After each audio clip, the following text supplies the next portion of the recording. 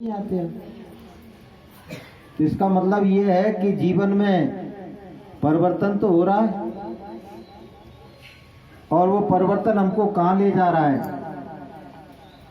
वो परिवर्तन हमको गुरुदेव के और भगवान के नजदीक ले जा रहा है कि सत्संग फल पेके तत्काला और काग हुए पिक बकऊ मराला। सत्संग का फल तत्काल देखने को मिलता है कि कौआ बगुला बन जाते हैं और बगुला हंस बन जाते हैं। ये सत्संग का प्रभाव है बहनों भाइयों। जो सत्संग में आएगा उसके मन का स्वभाव बदलेगा और सत्संग में जो सत्संगी जन है, जो गुरु वचनों को श्रवण करने का जिनका स्वभाव हो गया है, उनको कितना आनंद आता है। उस आनंद के बारे में गोस्वामी जी महाराज बता रहे हैं कि तात वर्ग अपवर्ग सुख धरिए तुलायक तूल और तुलई न ताए सकल मिल जो सुख लो सत्संग। संसार के सारे सुख और स्वर्ग वैकुंठ के सारे सुख तराजू के एक पड़ले पर रख दो और दूसरे पड़ले पर क्या रखना है? सत्संग का आनंद, सत्संग का माधुर्य, सत्संग की मस्ती, सत्संग का ज्ञान। तो कौन सा पड़ला भारी रहेगा पता है? सत्संग का पड़ला भारी रहेगा कि सत्संग में मुझे जो आनंद मिला संसार में अन्यत्र न कहीं नहीं मुझे मिला।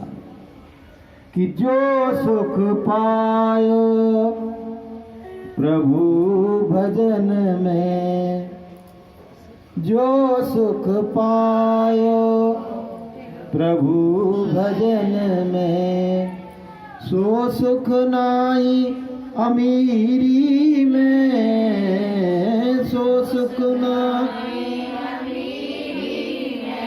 मन लागो मोरो यार फकीरी में, मन लागो मोरो यार फकीरी में, मन लागो मोरो यार फकीरी में।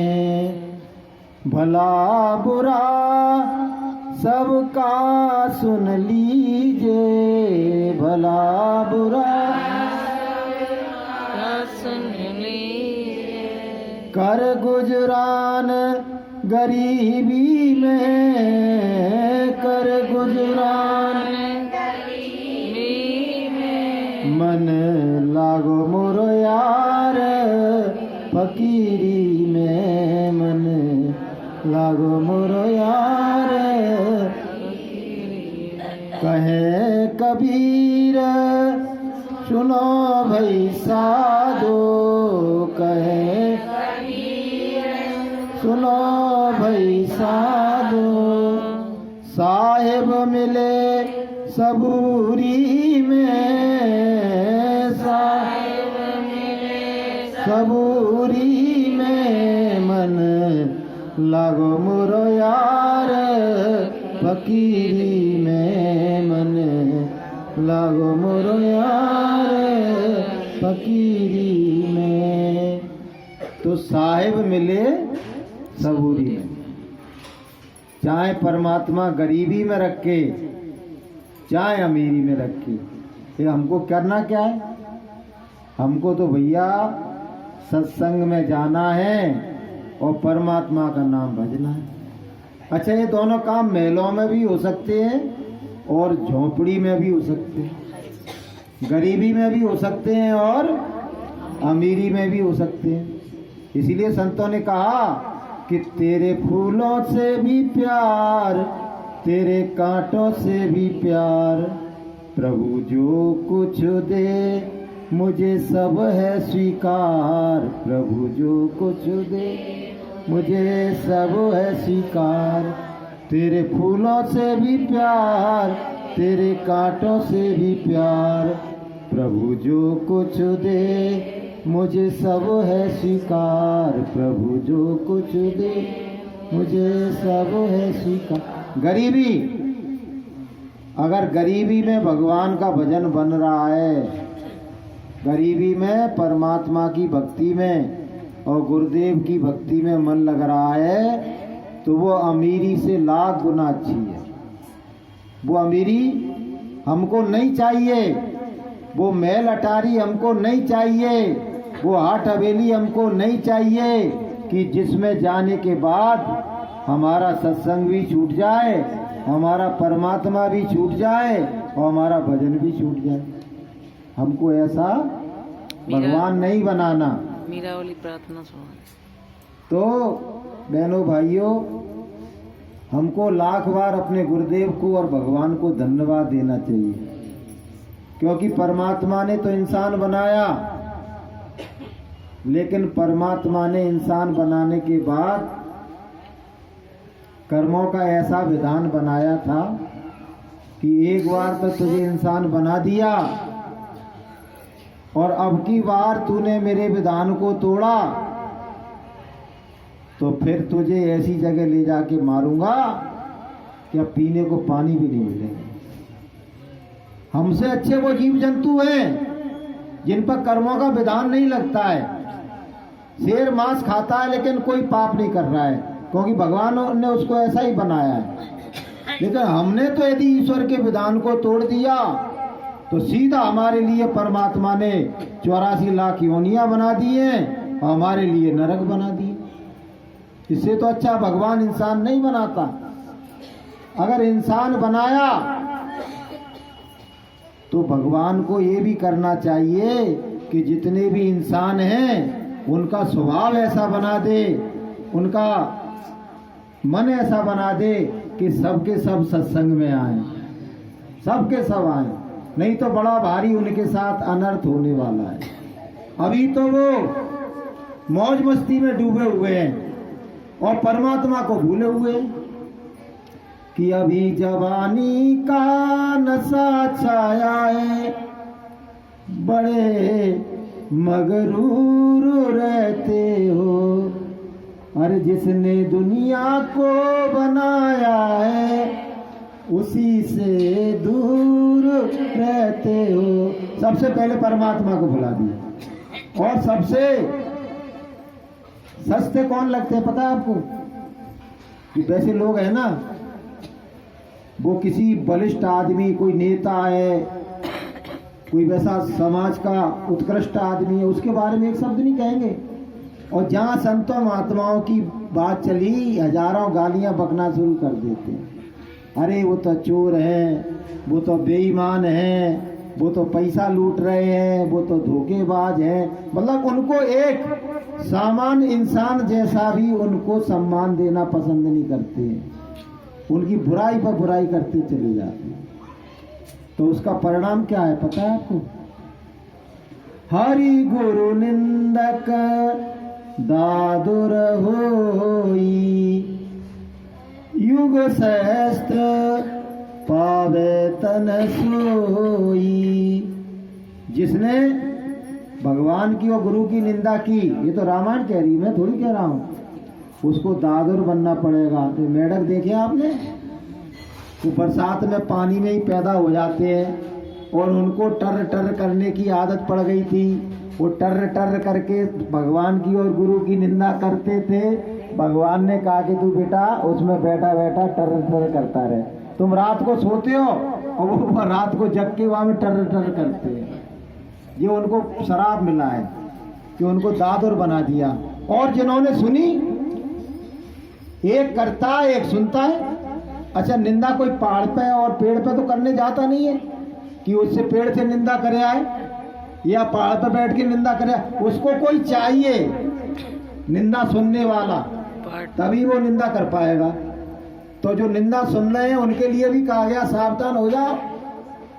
तुम पर भी गौ हत्या का दोष लग रहा है। अगर संतों की और भगवान की तुम निंदा सुन रहे हो तो तुम्हारे ऊपर गौ मारने का दोष लग रहा है कि हरि गुरु निंदा सुने जो काना और जिन्हें पाप गौघात समाना। गौ मारने का हत्या तुमको लग रही है जो भगवान की और संतों की निंदा कर रहे हैं। तो अभी तो भगवान ने जो आपको अधिकार दिया ना, गुरु महाराज कहते हैं कि अच्छा करो चाहे बुरा करो, वो कुछ नहीं कहेगा। बस लिखने वाले दूत लिखते रहेंगे, जीवन की आखिरी श्वास तक वो लिखते रहेंगे। लेकिन उसका लिखने के बाद जब वहाँ फैसला होगा ना, तब ऐसा फैसला सुनाया जाएगा कि आप तौबा तौबा करोगे, जो मैं कर क्या बैठा, मैं क्यों नहीं गया सत्संग में, मैं क्यों नहीं मैंने गुरु के वचनों को सुना, मैंने क्यों नहीं गीता रामायण को पढ़ा, क्यों नहीं मैंने भगवान के वचनों को सुना, और मैं दिन प्रतिदिन पाप कर करके थोड़ी सी जिंदगी में मैंने अपनी आत्मा का ही पतन कर लिया। अब जाने कितने लाखों साल तक मुझे भगवान सजा देगा। और जो वहां नरकों में सड़ रहे हैं वो त्राईमान कर रहे हैं कि ते परत्र दुख पावई और सिर धुन धुन पछताएं और काले कर्म ईश्वरी मिथ्या दोष लगाएं। वह चिल्लाते हैं, गुरु महाराज कहते हैं वहां जाके देखिए आप, लाखों मील तक रोने की और चिल्लाने की आवाज आती है। वहां कोई भाई बन के, पिता बन के, पुत्र बन के, बंधु बन के, सखा बन के तुमको बचाने आने वाला नहीं है। वहां तो क्या हो रहा है पता है कि गांव में परी मरी और अपनी अपनी परी, वो सब पिट रहे हैं। वहां तो कोई किसी को बचा भी नहीं सकता है, सब अपनी अपनी सजा भोग रहे हैं। कोई मारा जा रहा है, कोई काटा जा रहा है, कोई गलाया जा रहा है, कोई सड़ाया जा रहा है, कोई जलाया जा रहा है, किसी के टुकड़े टुकड़े किए जा रहे हैं।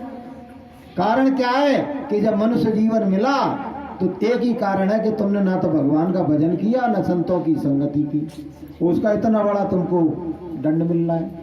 इसलिए बहनों भाइयों, हमारा तो ये सौभाग्य है कि हमको ये सब सुनने को मिल रहा है, और फिर जानबूझ के हम बुरे काम करें। तो फिर गुरु महाराज ने ये वचन भी कहा है कि जो संसारियों पर जो लगेगा ना अपराध, उससे 10 गुना ज्यादा सत्संगी पर लगेगा। 1 गुना नहीं, 10 गुना ज्यादा, क्योंकि तुमको बताया गया, तुमको समझाया गया, तुमको सुनाया गया, सब कुछ बताया गया, फिर भी तुम बुरे काम कर रहे हो। तो 10 गुना ज्यादा भोगने के लिए तैयार रहना कि जान बूझ साच ही तजे और करे झूठ सोने और ताकि संगत राम जी सपने हो नहीं दे। जो जानबूझकर बुराई के रास्ते पर चल रहा है, अधर्म के रास्ते पर चल रहा है, पाप के रास्ते पर चल रहा है, हे भगवान ऐसे लोगों की संगति हमको कभी नहीं देना। कि जानबूझकर संग्रह करई और कौम वो क्यों ना मरई। कि भगवान शंकर कह रहे हैं कि जानबूझ के संग्रह कर रहे हैं, जानबूझ के पाप कर रहे हैं, जानबूझ के शराब पी रहे हैं, जानबूझ के मांस खा रहे हैं, जानबूझ के चोरी कर रहे हैं, गुरु दरबार में चोरी कर रहे हैं। ऐसे लोगों को 10 गुना ज्यादा पाप लगेगा, और फिर उनको कोई गुरु महाराज भी उनको बचाने वाले नहीं। इसलिए हाथ जोड़कर बिने हमारी हो जाओ सब शाकाहारी। का मतलब ये मतलब नहीं है कि मैंने मांस खाना छोड़ दिया। शाकाहारी में टोटल अच्छे मानव बनना पड़ेगा। न चोरी, न ठगी, न दुराचार, न व्यभिचार, न पापाचार, न झूठ बोलना, न कपट रखना, न किसी की निंदा करना। सबको त्यागने के बाद भी आप कह सकोगे कि मैं शाकाहारी हूँ। जो दूसरों की निंदा कर रहे हैं वो शाकाहारी नहीं है। जो दूसरों के साथ पेट में कपट रखते हैं, दुर्व्यवहार करते हैं, माफ करना, वो शाकाहारी नहीं है। गुरुदेव की दृष्टि में वो अच्छे लोग नहीं है। क्योंकि परमात्मा जब तक तुम पूर्ण पवित्र और निर्मल नहीं हो जाओगे तब तक तुमको उठाने वाला नहीं है, तब तक तुमको स्वीकार करने वाला नहीं है। इसलिए सब लोग शाकाहारी हो जाओ। अपने सारे विकारों को, जिन विकारों के कारण आज तक हम परमात्मा से दूर हैं, उन विकारों को तो छोड़ो भाई। अरे ये विकार हमको परमात्मा से दूर क्यों हो गए? ये विकार मेरी आत्मा को नहीं जगने देते हैं, ये विकार मुझको परमात्मा से नहीं मिलने देते हैं, और वो मेरे विकार मुझको ही दंडित कर रहे हैं। इसलिए अपने अपने हृदय का अवलोकन करो। किसी को किसी के विकार बताने की जरूरत नहीं है। अपने अपने हृदय में झांको कि मुझ में कितनी अच्छाई आई और कितनी बुराई आई, और मैंने कितनी बुराइयों को छोड़ा और कितनी बुराइयां अभी मेरे हृदय में शेष बची हैं। उनको छोड़ के धीरे धीरे, गुरु महाराज कहते हैं, एक बार आओ तो एक बुराई को छोड़ जाओ। अगर इकट्ठी नहीं छोड़ पा रहे हो तो सत्संग में एक बार आओ कि महाराज आज से मैं ये बुराई छोड़ रहा हूँ, कल फिर आओ तो फिर दूसरी छोड़ देना, फिर आओ तो तीसरी छोड़ देना। तो गुरु महाराज फिर जब आप पवित्र निर्मल हो जाओगे तो आपकी जीवात्मा को शब्द की डोरी में बांध के हमेशा हमेशा के लिए इस काल जाल से आपको मुक्त कर देंगे और सर्वदा के लिए अपने आनंद के धाम में तुम वासा पाओगे। तो बोलिए प्रेम से। इन्हीं वचनों के साथ